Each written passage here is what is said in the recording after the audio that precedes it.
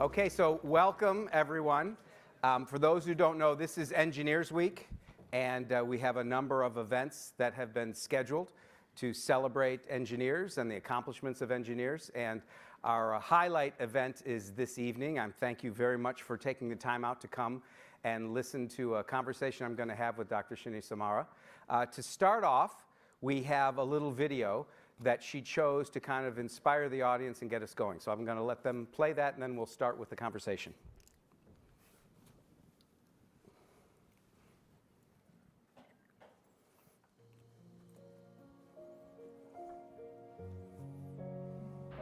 I believe that this nation should commit itself to achieving the goal before this decade is out of landing a man on the moon and returning him safely to the earth.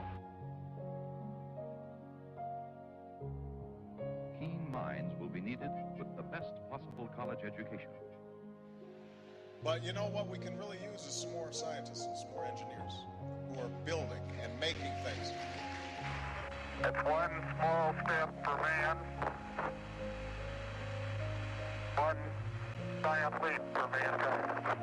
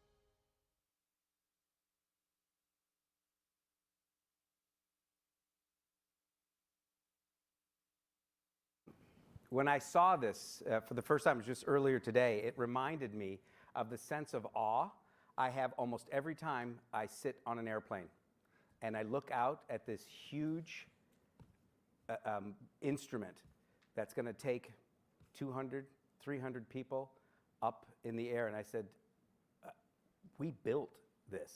I take credit, but obviously I didn't have anything to do with that. I'm always awestruck by human-made inventions. That's what engineering is all about. So let's welcome Dr. Somara here this evening.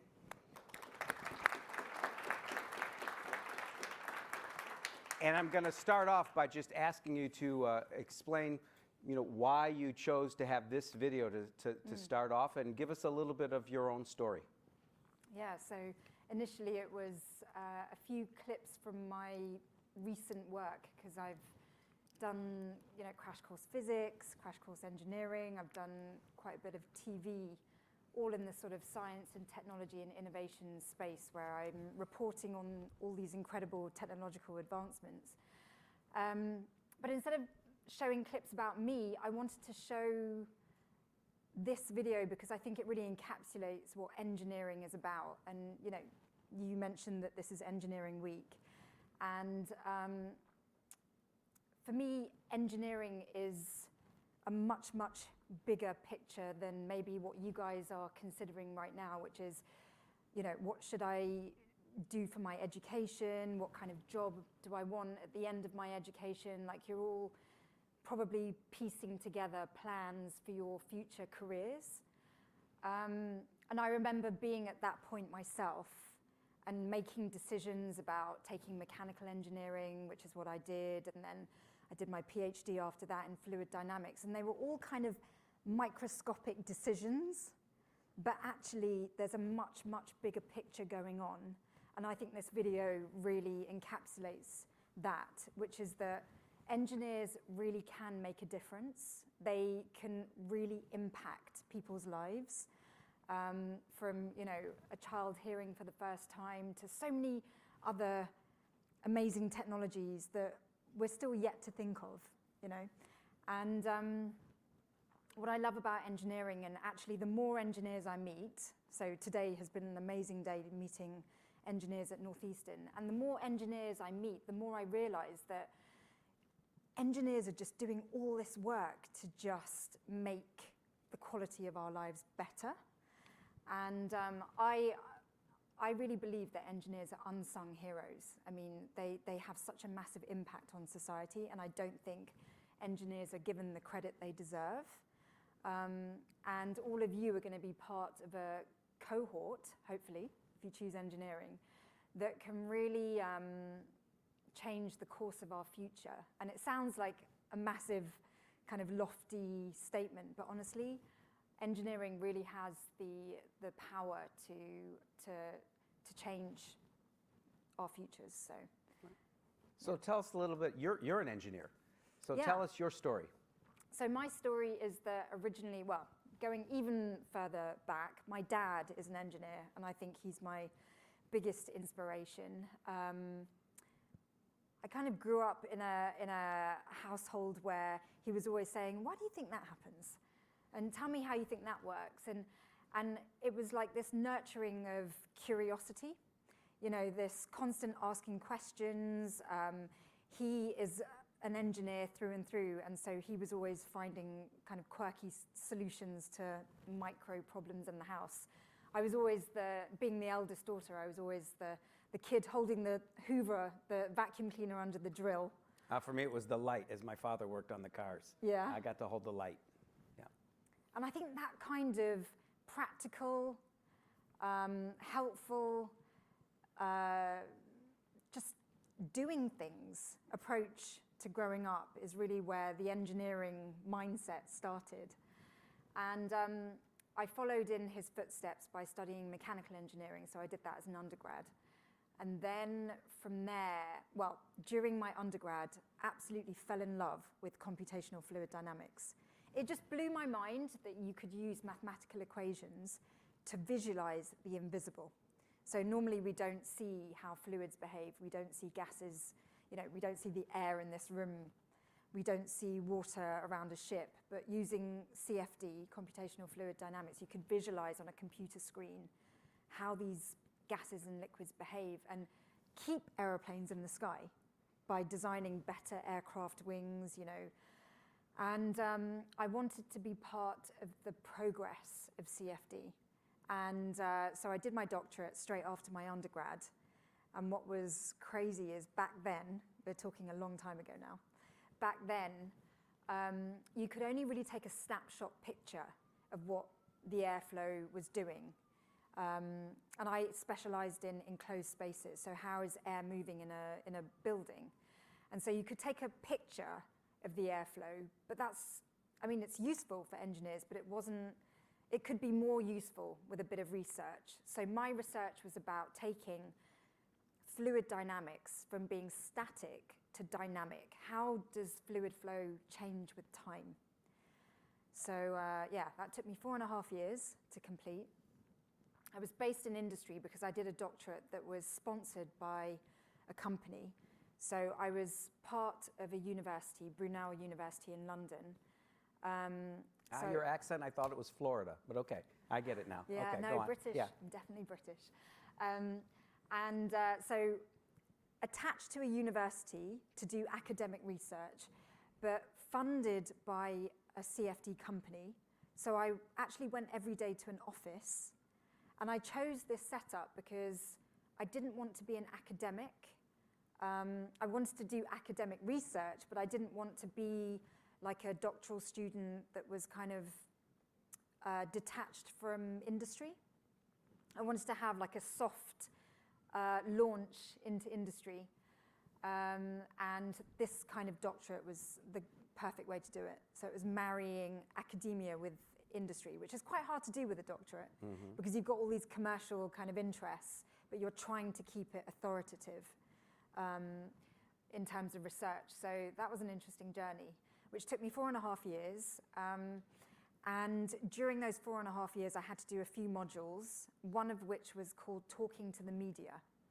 And that was where I learned how to speak on television and radio. And I think one of the biggest things I learned about that 1-week course was that if I talk about my research, in the context of the way I was researching at the time, everyone would either fall asleep or just it would go over their head. And I really realized the power of communication and learning how to translate very complex language into something that was engaging and where you could literally see the lights in people's eyes go, I get it. I get what you mean. And I became quite sort of like addicted to that sort of like light bulb moment in people's eyes.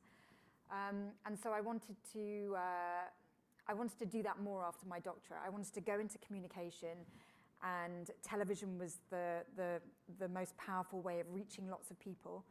And I started on this television journey where I was behind the camera, researching, assistant producing, editing, all of those roles.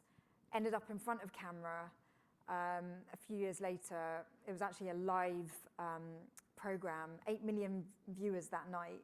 And I was talking about porous paving, so a bit of innovation that was happening at the time.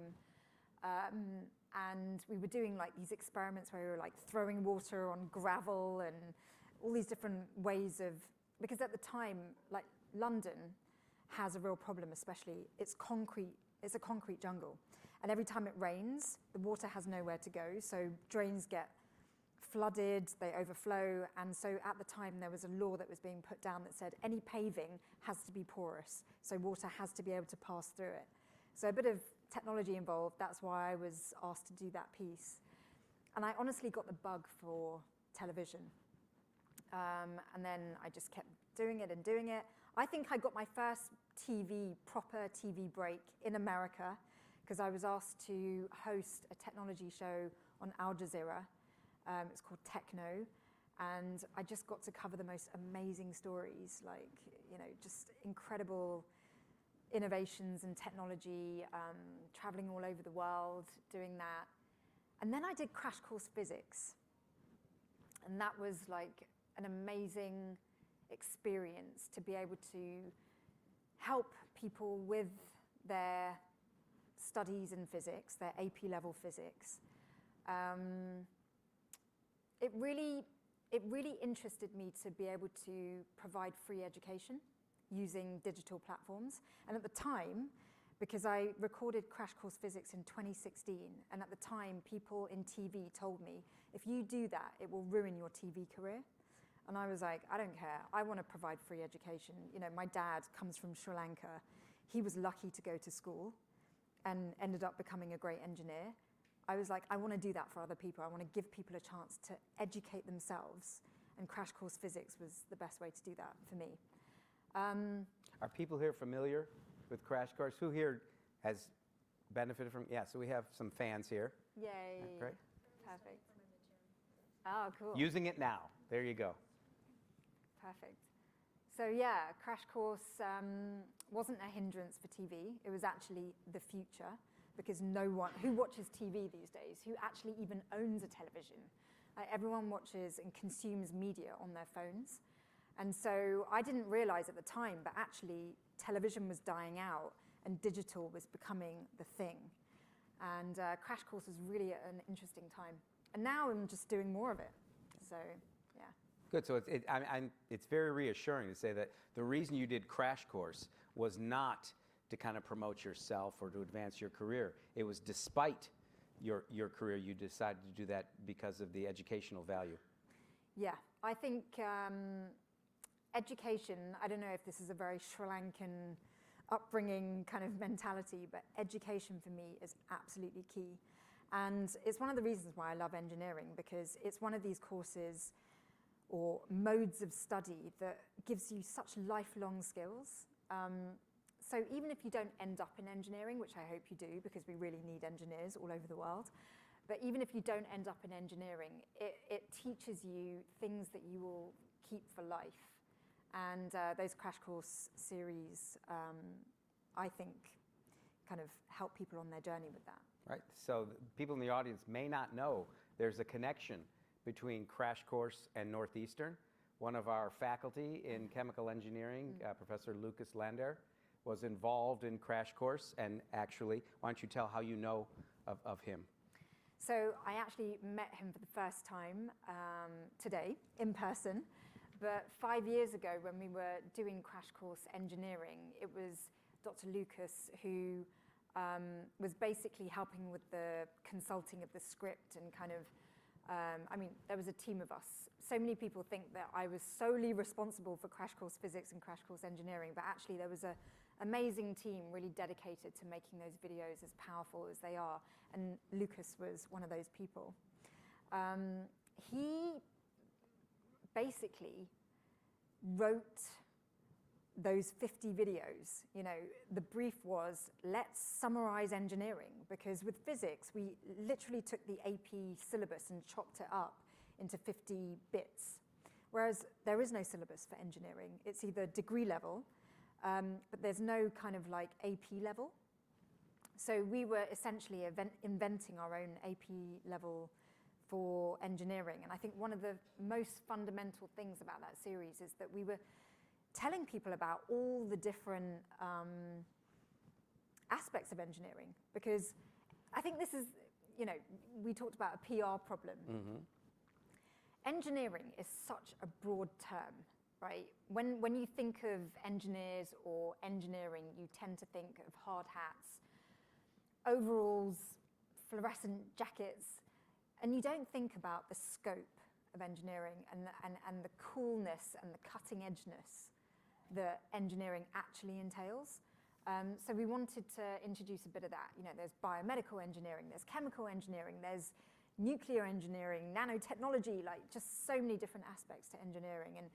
And 5 years ago, we were talking about what we knew then about engineering. And in those 5 years, I've learned even more. So you have a new book that's coming out. Can you tell us, I don't have a copy here, but those little raffle tickets you have, I think how many, 12 or 15 of you are going to get a copy of a book? It's not even out yet. So you're going to get As usual, in America, you guys always get things first. Well, ask and you shall receive. And Dr. Somara will be available to sign them at the end of this session. So, but why don't you tell us a little bit about the book and why you wanted to create that book? Yeah, so in 2018, I started writing my first set of books for 5 to 7-year-olds. And the reason why I wanted to write books for such small kids is because over the years, I have done many talks to young people, particularly young girls, trying to encourage more people into engineering. So I would typically talk to people around the ages of, like, let's just say 13 and up.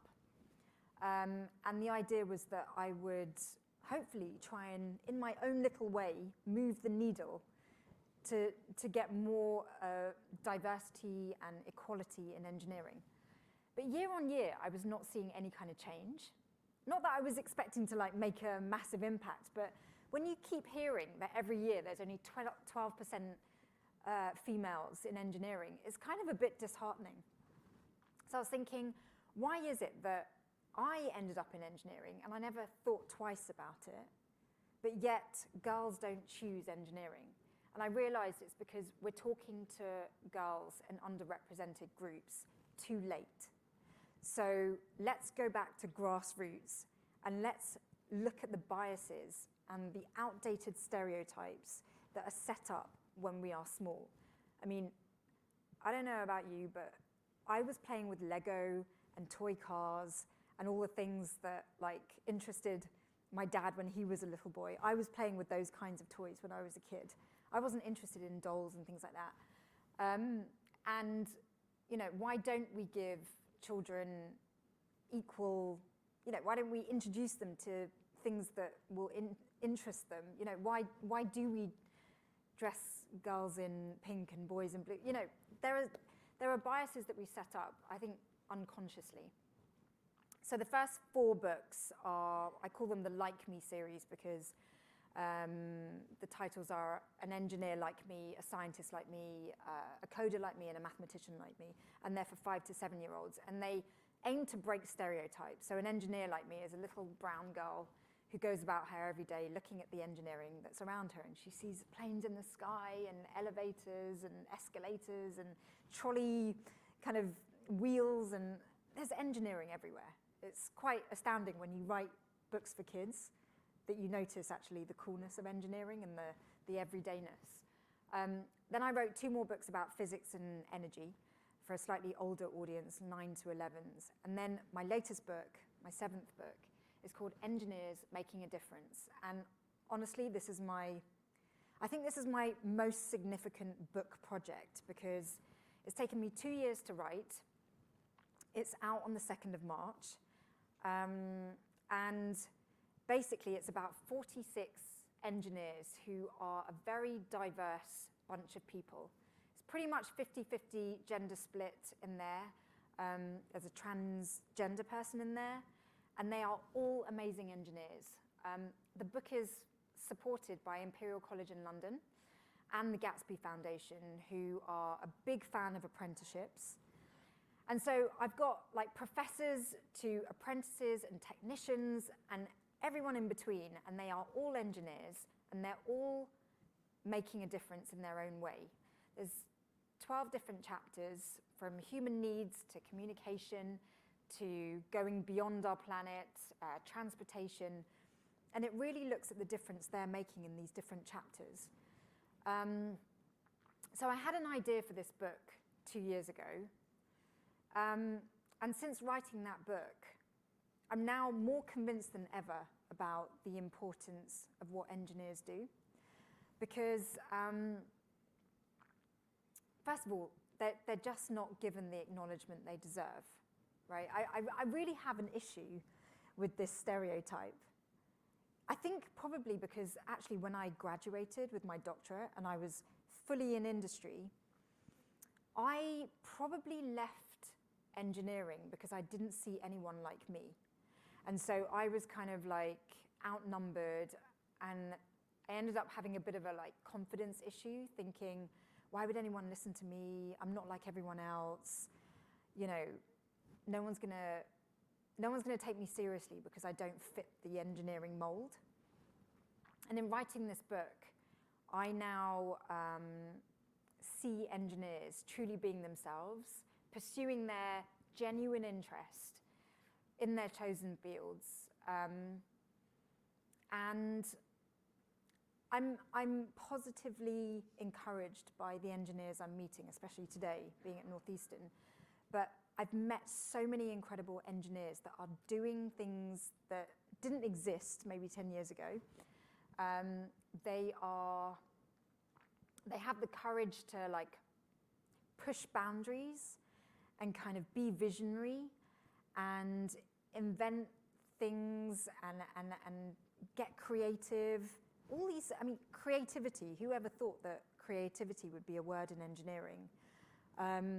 You know, artistic. I don't know. There's so much collaboration and cross-pollination and interdisciplinariness going on in engineering today.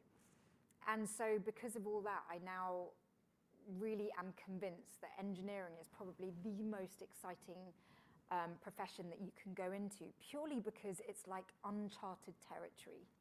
You know, so you study engineering, you get these amazing skills, and then you go out into industry and you basically invent stuff. You use your ingenuity. You like, the world is your oyster when you have engineering skills, I think. Yeah. Is there a particular profile in the book that you find inspirational or just stands out in your mind? I have a particular magnetism to projects that really help people. So I don't want to single anyone out in the book because they're all amazing. But the first engineer in the book is a guy who was working at Dyson. He was making even better vacuum cleaners, had a really highly paid job, and everything was fantastic. But one day went to work and was like, why am I making engineering better for rich people? I should be using my skills to help people that don't have much. So he gave up his job. His mum was so mad at him. But he gave up his job and took 18 months out to work with Engineers Without Borders. He ended up in South India. He's Sikh. And he went to South India and was making cook stoves that run on solar power. And he was like, on Monday we were designing, on Tuesday we were prototyping, on Wednesday we were doing something else, on Thursday I was like, this is sounding like a Craig David song. But it was just so like basic, it was back to basic, like fundamental engineering, you know, designing, building, testing, prototyping, iterating. And today he started his own company making hand-cranked washing machines. And these washing machines have been sent to war-torn countries, people who are off-grid, don't have consistent electricity. And basically, people can live with a bit more dignity in wearing clean clothes. You know, things that we take for granted. You know, we do our laundry all the time. But what happens if you don't have much water? If you don't have like a consistent electricity supply, you still got to clean your clothes, and it can be back-breaking work. He identified a problem and found a solution. So I love his story. But I think with all of the engineers in the book, there is one consistent trait, and they all love solving problems, and they're all super curious. Like, they just want to keep learning. And they've got a really healthy relationship with failure. And failure is a word that we define as like, it went wrong, there was a mistake, something went bad, you know. But actually, failure for engineers, I mean, within a certain sort of like limitation or within tolerances, is such an amazing way to learn. So when things go wrong, an experiment breaks, an engineer will be like, okay, how can I fix this? Like, how can I make this better? What can I learn from this? And I think we live in a society where failure is like, we're all terrified of failing. And engineers are not terrified. They're like, bring it on. I so resonate with that because one of the mantras for my own career has been fail fast so that you can succeed more quickly. Yeah. Because you learn from the things that don't work initially. All right, I have some other questions and conversation. I'm happy to continue, but I want to give people in the audience an opportunity to ask your own questions. So if you have a question you'd like to ask Dr. Somara, there are a couple of microphones out here. I would ask when you, I'll tell you when to speak, but if you would introduce yourselves, tell us if you're an engineering student here at Northeastern or some other program here at Northeastern or from outside of Northeastern. We actually have some, I believe, some high school students who had RSVP'd that would come. So we welcome all of you. So please, if you have a question, stand up now and ask it. And if you don't ask questions, then you're going to get my boring questions. I have a question. Yes, Kim. Hi. Hi, everyone. My name is Kim. This is a question from online, a virtual question. What new fields of engineering do you see emerging in the next 5 to 10 years? You know, space is a really exciting field. I've really seen a lot of commercialization, a lot of private space companies popping up. And to tackle really interesting kind of engineering conundrums, like, you know, we may run out of a certain element, let's just say lithium, I don't know. Where can we get it from space? You know, and all the kind of crazy engineering ideas to pool resources from beyond our planet. So I think that's really interesting. there's a real massive interest in AI and data, which is a very interesting space from an engineering point of view, because I think we're in the kind of generation of nuts and bolts and kind of like making stuff and components and handling parts. But I think engineering is going in a direction where it's very much digital.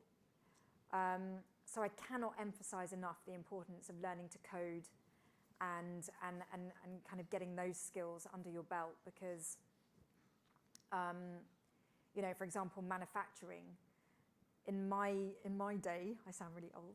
I am, actually. But in I know my someone who's older.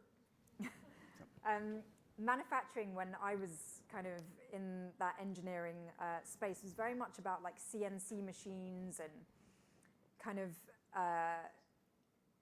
there was no digital aspect. Whereas today, everything is going digital. So, you know, 3D printers are just becoming more and more sophisticated, and kind of programming things, programming old machines to do new things. I think that's a very interesting space. So yeah, those are the two things that pop out right now. Can you step up to the microphone so that everyone can hear you? And if you want to ask a question, you can just, instead of raising your hand, just, oh, you've got one over there. So we'll start over here. Sorry, he was there before. And then we'll come over here. And introduce yourself. Hello, I'm Raymond. I'm a first-year mechanical engineer at Northeastern. I was just curious, do you feel like as a mechanical engineer there were any mechanical engineering specific traits that translated to the rest of your career? And if so, what are they? Yeah, I think, well, macroscopically, being methodical and logical and rational are skills that didn't come naturally to me. I was terrible at maths when I was kind of 0 to, I think I was around 15, struggled with maths. And then I basically was like, if I don't get this maths thing, engineering is not going to be something that I can progress in. So I just worked extra hard in maths, and then around the age of 15, the penny dropped. I was like, oh, I get this. And it just became so logical, and it just was a real moment of epiphany moment. And then from there, you know, you develop logic and rationale and methodology. So mechanical engineering, I mean, because I studied mechanical engineering, I don't know what it would have been like to study any other type of engineering. So, and I'm definitely not a chemist, and I'm definitely not someone that can deal with like electrical engineering. I just can't get my head around it. But for me, mechanical engineering was so tangible. You know, like just, for example, as a contrast, I can really do mechanics, like maths and mechanics. I can understand, you know, relative velocity. If something's traveling at this speed and something's traveling at this speed, like, you know, how does that compute? Whereas I can't do really stats and probability and bell-shaped curves, and I don't have the brain for it. So mechanical engineering for me is really, really, it just makes sense. And I just feel like you can build stuff to prove stuff. And that's what I think I get from mechanical engineering versus any other type of engineering. Okay. Thank you. Over here. Hi, my name's Anna. I'm a second-year chemical engineering major, and I was wondering, you mentioned that you had a background in fluid dynamics. You kind of strayed away from that with your career with media and technology and communication through engineering. If you were to go back into that, what kind of technologies would you be interested in working in? Well, so my media work has taken me away from the detail of engineering. But the work I do today, which is very much talking and communicating science and technology, I believe, has really needed my doctoral kind of introduction, because I think one of my greatest passions, I won't say my greatest strengths, because I don't know how I do on this, but my greatest passion is taking complex content and turning it into something that people can understand and access and engage with. And I think I can only do that translation because I have had the in-depth knowledge.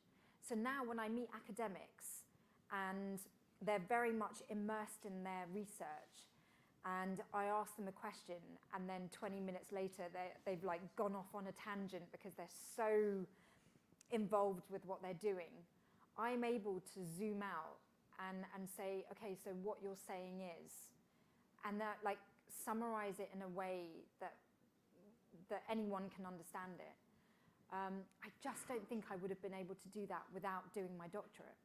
Because if anything, it's kind of a confidence thing that I have once been a deep academic, and now I've chosen to kind of be in the space of like just being a human rather than a specialist. And so the second part of your question is, if I was to go back to it, what would I want to do? And honestly, every time I meet engineers in any sphere, I'm always so envious of what they do. I mean, today I met James. What's his surname? Oh. Tukba? Richard? Was it? Yeah. I met James, who showed me his work in the human-robot interface and how humans and robots interact. And I was just like, oh my God, your work is so cool. He was in a lab with like all this stuff. Like, there's just engineering everywhere. I mean, I felt like I was in a candy store. Like, it was just, and I would love to, I think I just get so, I get infected by engineers' enthusiasm for their work, and I kind of want to do all kinds of things. And fluid dynamics, the fluid dynamics I did was amazing for me at the time. And you know, even I sit here now and I've already like checked out where the inlets and outlets of the room is, and you know, it's still with me. But would I return to that? I don't know, because things have moved on in the years that have passed, and you know, now CFD is very much open source. You know, you can do CFD now. You can go online and pick up a program, and I mean, that just wasn't the case when I was doing it. So times have moved on, and I love being at the forefront of where we are today. Thank you. We may come back to this later, but one thing you should note from what Dr. Somara is saying is the importance of communication skills. Whatever discipline you're in, it's very important that you're able to communicate, to understand a problem from people, to be able to communicate a potential solution. And maybe we'll come back to that later, but that's the key to success, and you should be striving to build your communication skills. Even if it makes you uncomfortable, it's going to make you a better person, engineer or otherwise. On that note, I would definitely say, even though I'm fairly confident as a speaker, this makes me nervous to stand up here and talk, so practice makes perfect. My name is James. I'm a fourth-year computer science major, and my question is, you mentioned how back when you were doing crash course physics and crash course engineering that you kind of had to put together a lot of the curriculum yourselves as the team. And to my knowledge, there still doesn't exist any AP engineering. Where do you see the future of engineering education going, especially as it pertains to sort of the experiential learning aspects to engineering? Yeah, well, first of all, well done on having the courage to get up and ask a question. Because I think public speaking actually does involve a lot of nerves, and those nerves are good nerves because it kind of gives you the boost you need to speak up. So I see engineering, the study of engineering. Do you know what? You've actually really introduced me to where I think engineering needs to go. Because being here at Northeastern, I've actually seen the embodiment of the direction that engineering needs to steer into, which is, you talked about co-ops. We had a lunch today with a bunch of engineering women, and they were telling me about their co-op experiences. And this is the idea of studying engineering, but then taking 6 months out to go into industry. You get paid, and you just get all this industry experience. This is massively progressive, because back where I'm from, in the UK, you've got the degree, and you can do a 3-year degree, and you spend a lot of money getting your education, and then you finish your degree, and you've got student debt and no industry experience, and you join this cohort of engineers who are qualified, who are all struggling to get their very first graduate job. And industry and industrial experience is what makes you more hireable or employable. Industry experience is key. And so on the other side of the spectrum of that, you've got apprenticeships in the UK where you are in industry doing a part-time degree. And in the UK, apprenticeships have this kind of stigma that it's low level, you're not very academic, you're kind of more labor focused, or it's more practical because maybe you weren't good at school. And so you've got like academia and apprenticeships, and it's like, I mean, this is what my book is about. It's like, why are we creating this divide? And so here at Northeastern, I've learned today that you are bridging that divide by actually putting academics in industry.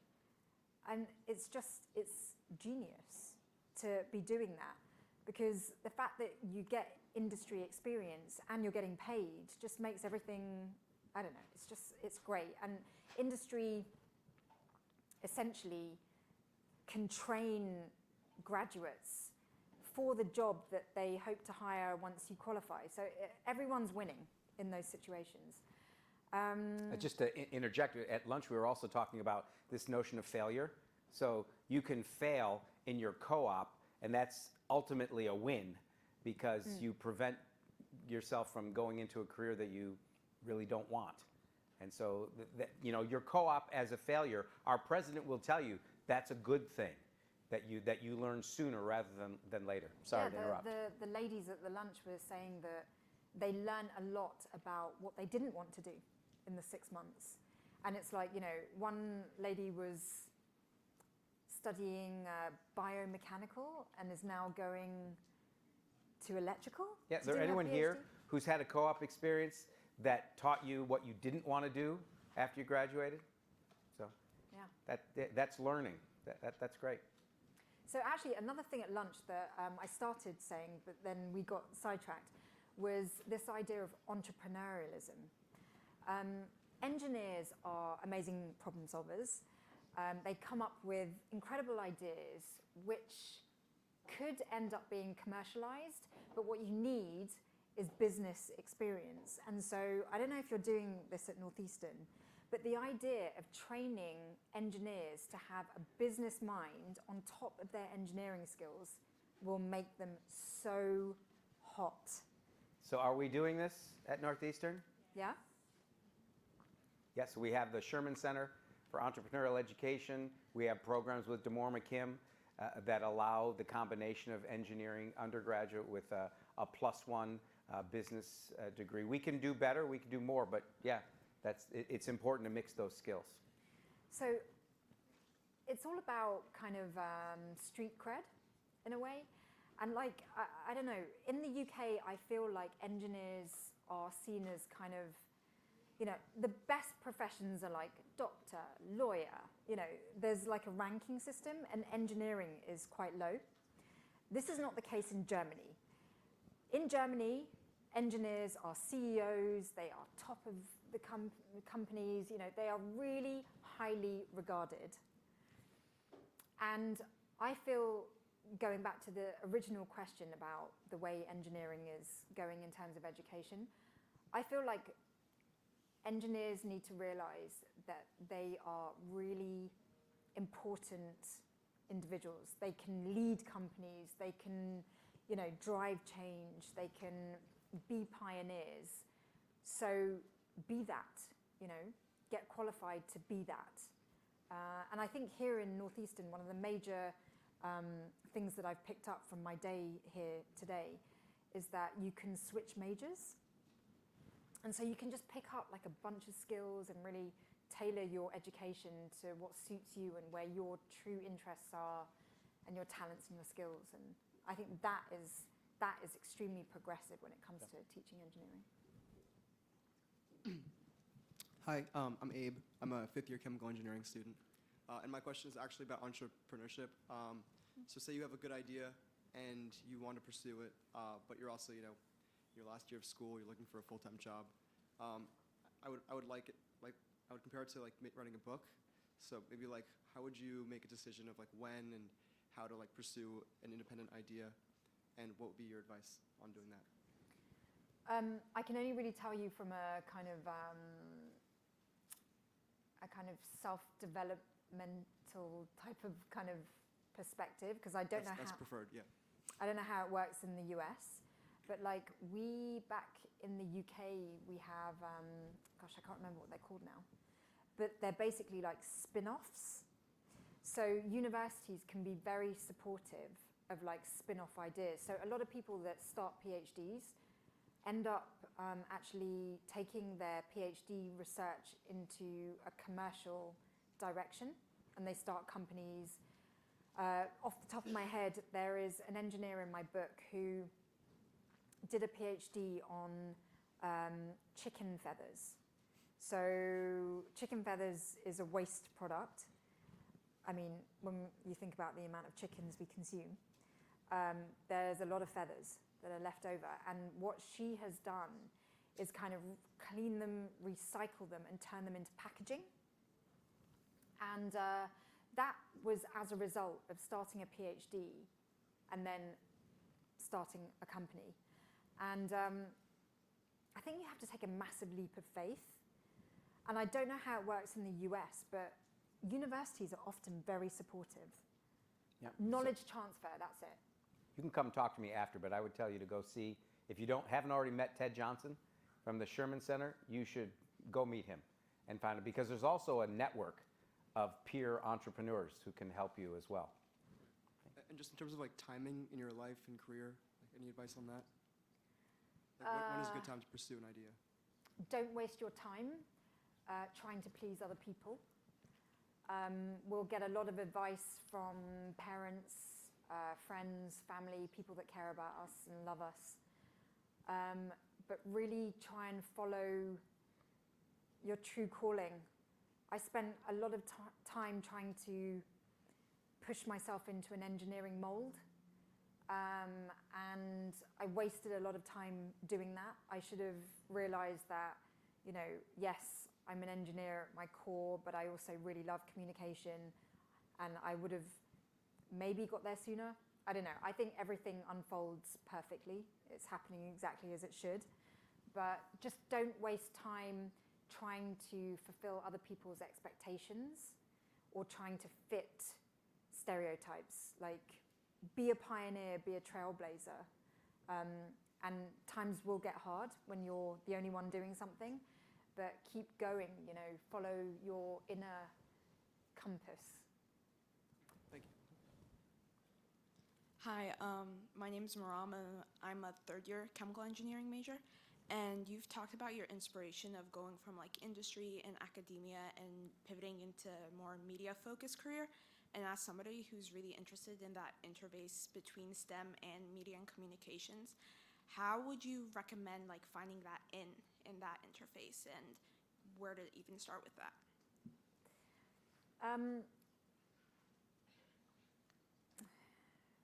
I think today I would give the advice of build your own brand. I wouldn't give advice of how I got into media, because honestly, in the beginning, I had a catalog, a literal book full of production companies and it was organized by chapter.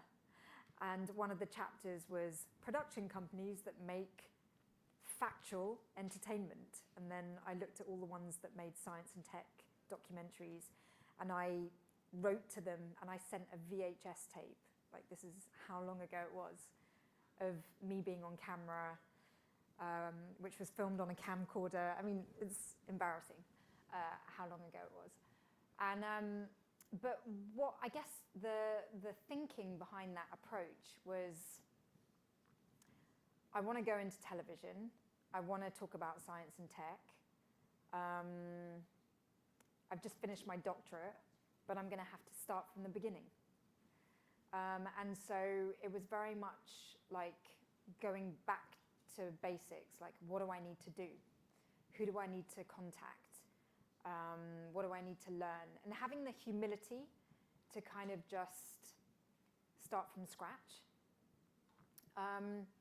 But like today, I feel like a lot of things are falling into place because I've been very passionate about certain things, and it's all coming together like now, after many years of like, 5 years ago I started a podcast for women in STEM, and that was as a result of having a conversation with an evolutionary biologist where she was talking about living in a tent in Madagascar for 1 year, and she hadn't looked in a mirror for a year, and how when she came back to her city life, she was forever changed because she hadn't cared about her appearance, and then she was living in a city where everyone cares about their appearance, and it was kind of a weird contrast for her. And we were just having this really like personal chat, and I was like, we really need to put this on camera.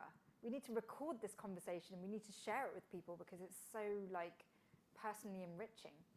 And she was like, I will never, ever talk about this in public because I'm a woman in STEM. I've got to protect my job. I can't be talking about things like this. I've got to be professional. I just thought that is so sad that we don't get to hear these nuggets of wisdom. Anyway, I started a podcast where I basically kept all of my female guests anonymous. I would change the pitch and tone of their voices so they were like non-identifiable. And that was 5 years ago. Today, women are saying, I want to talk about being a woman in STEM.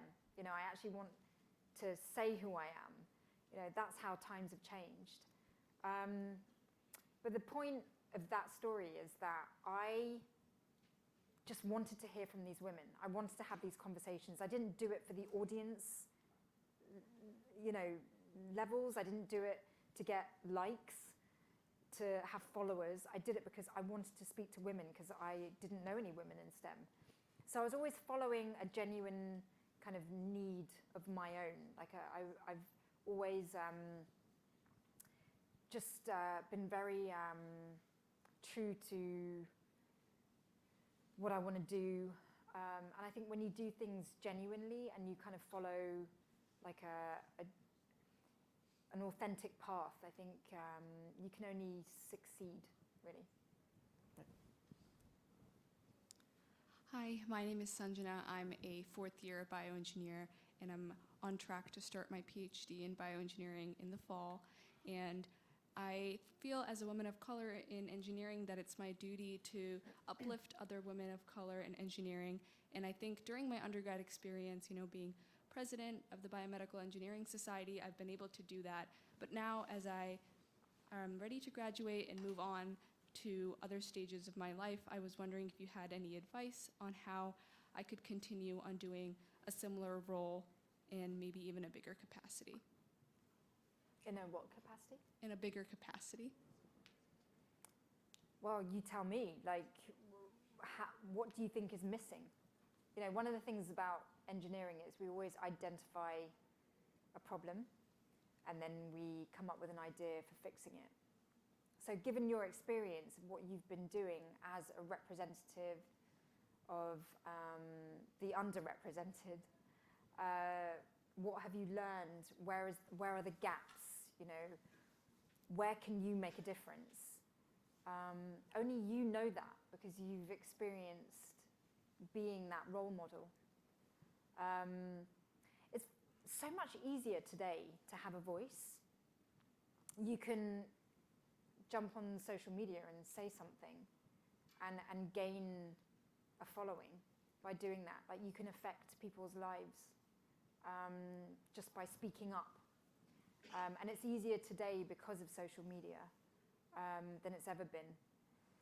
I remember the days when I was like having meetings with the BBC and I knew what I wanted to do, but they were the only channel to doing it, and they just weren't ready to receive that. So I never did anything on TV that I wanted to do. Whereas because of digital media, I'm doing what I want to do because I've just been doing it, and it's kind of attracted an audience.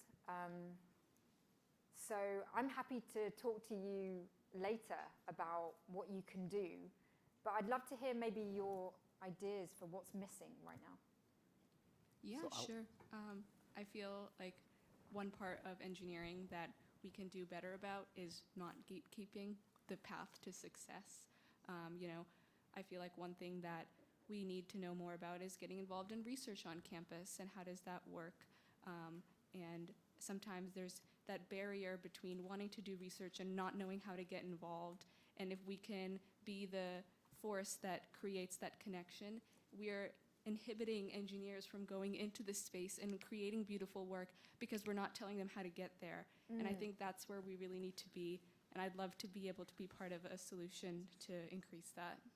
I mean, just being seen and heard sometimes can be the only thing that's needed, because when people just see you, they're like, wow, I relate to her. I resonate with what she's saying. Maybe I can do what she's doing, or something similar, you know. Sometimes we don't realize the impact we're having. So I know we still have people that want to ask questions, but I'm mindful of the time, and there's a reception there, and we have the book winners that we need to announce. So are we ready? You all should have received a little, what do you call it, lottery ticket? Raffle ticket. Rather than call them out individually, we're going to put the numbers, the winning numbers, up here, and then we'll have the books to distribute. Come up and show your ticket to get your book, and Dr. Somara will sign for those, and we'll be available to talk to people afterwards. And we have some refreshments in the back that we can all enjoy. We're not rushing people out of here, but why don't we thank Dr. Somara for the wonderful inspiration.